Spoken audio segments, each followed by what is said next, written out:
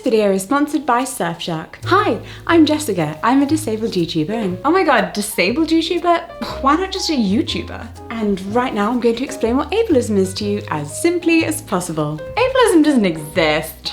Like giraffes. No, it very much does, and also, giraffes? They're just horses with neck problems. Oh, I can see this is going to go well. Ableism is discrimination and social prejudice against people who have disabilities or people who are perceived to be disabled. Ableism characterises people as being defined by their disabilities and inferior to the non-disabled. They're also assigned perceived abilities, skills or characteristics or the lack thereof. Because they're lazy? Great example.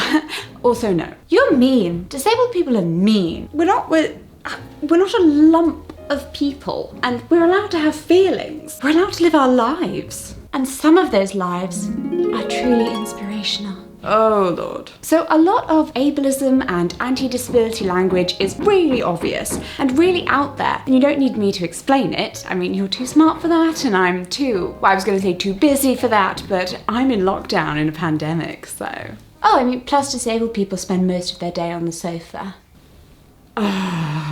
Much of what I consider to be hurtful, though, comes in this rather insidious manner from people who don't think of themselves as being anti-disabled people and probably didn't mean for their words to be ableist, but they are. We can generally spot institutional ableism, lawful discrimination, lack of accessibility, absolutely no one in a position of power who has any disability of any kind. Oh, sure, your company hires disabled people, but does it promote them? Some interpersonal ableism is also very obvious. I mean, name-calling, bullying, abuse, boundary violations, I mean, you know what I'm talking about. But you've made it this far through the video already, so I'm betting that isn't really something you would do. No, this video is about how small things that you can do or you can say can hurt, even if you don't really mean them to. And I mean, even if it's not your intention. And even if you have the best of intentions. Let's go through some common stumbling blocks so you can avoid your own, oops, I did an ableism moment.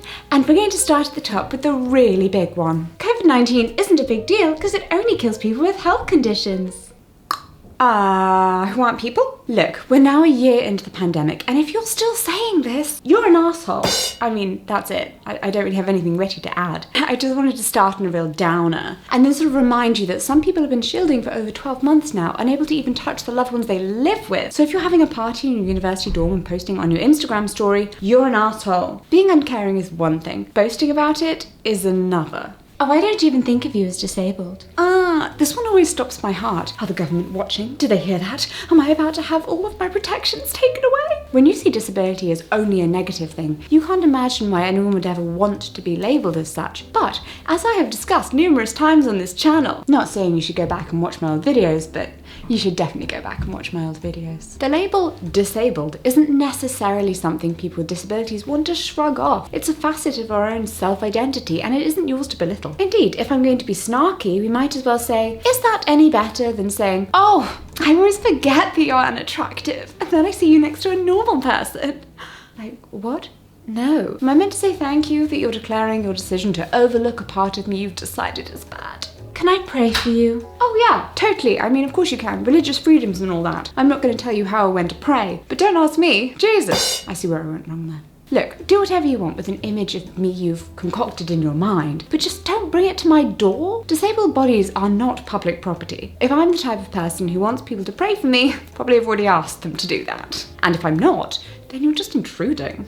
You don't look sick to me. I mean, your failure to develop scanning technologies behind your eyes is your own deficiency. I don't see what it has to do with me. Oh no, that's so terrible. I'm not a meanie. I understand that might just fly out of your mouth when someone tells you about their terrible car accident or how a big health crisis led to them being diagnosed with a genetic condition. I'm the latter. And I came to expect this reaction in the first few months after being diagnosed. But, I mean, when I'm just explaining why I have difficulty holding a pen 10 years later, why I can't walk very far, then I'm just telling you about my life. So rude. If you told me you were married and I responded, oh my god, I'm so sorry for you, that must be so awful, you'd probably look at me pretty strangely. Well, at least you look good. I hear this one most often just after I've told someone about my chronic pain. And yes, Janet, this dress is pretty. It is helping my mood. But shush now, because it is 5 p.m. somewhere in the world, and that means it is not time to belittle someone's pain.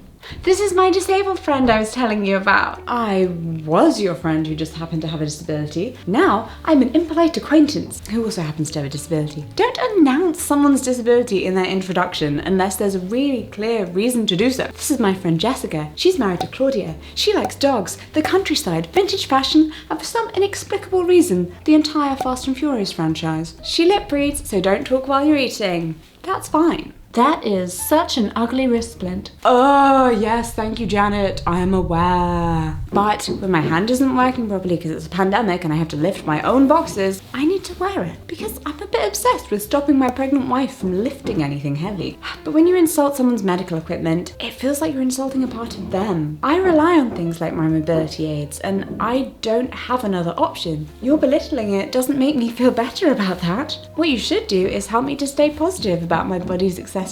Your muscles are weak? Oh, I can help create an exercise plan to fix that. No, you can't. No.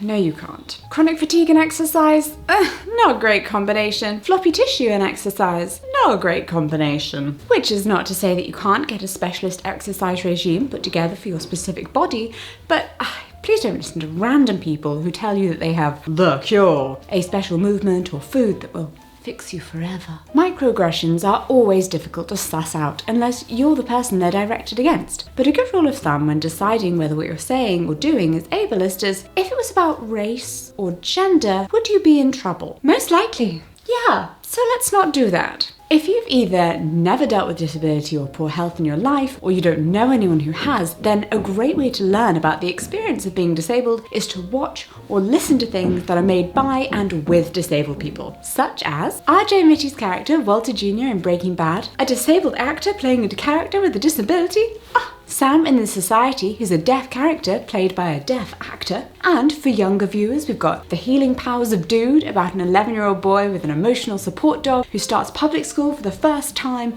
along with his best friend who happens to have muscular dystrophy. Or Raising Dion, which I'm trying to talk my wife into watching, which is about a young boy who develops superhuman powers and also has a quippy best friend who uses a wheelchair. Disabled people make good sidekicks. We can be protagonists too. Special, which actually deals with sex and disability, which is a really rare thing to see on screen. Or Lady Dynamite, whose star, Maria Bamford, has actually been diagnosed in real life with her character's bipolar 2 disorder and OCD. Or, and yes, I am including her as a protagonist, even though it's a police procedural show, Clarissa Mullery from Silent Witness, who's played by Liz Carr, who uses a wheelchair, but she still goes to crime scenes. Unclear as to how. Even when they went to the centre of a rubbish heap, somehow her chair got her there. It's a really good show. Or, for a really good giggle, try Slap Bang's Jeremy the Dud, which you can watch here on YouTube, where being disabled is the norm and people without disabilities are treated as special. Oh, but I can't watch those programmes because I live in a country where they're blocked, even though I'm sat right next to you. Well, that's fortunate, because this is now an ad for Surfshark VPN. Surfshark is an app and browser extension that lets you convince your device into thinking you're anywhere in the world, allowing you to access content that you can't usually see. Thank you for the baby documentary advice from last time, everyone. I have become now quite fascinated with epigenetics, just the whole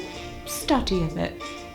Our house still isn't finished, as you may be able to tell from what was probably a lot of building work during this video. So we like to snuggle up in the evening with a laptop to watch a show, and obviously Surfshark works really well on that because it works on laptops, phones, iPads, desktops, iPods, but it also works on Amazon Fire Sticks and smart TVs, so I should be getting a new TV the minute the builder's dust settles. Is it possible to get a non-black TV though? I mean, nothing else in the living room is black. Why does the TV have to be? It just kind of throws the whole scheme off. I know, right? Do pale TVs exist? Is that a thing? I just really like cream and decor.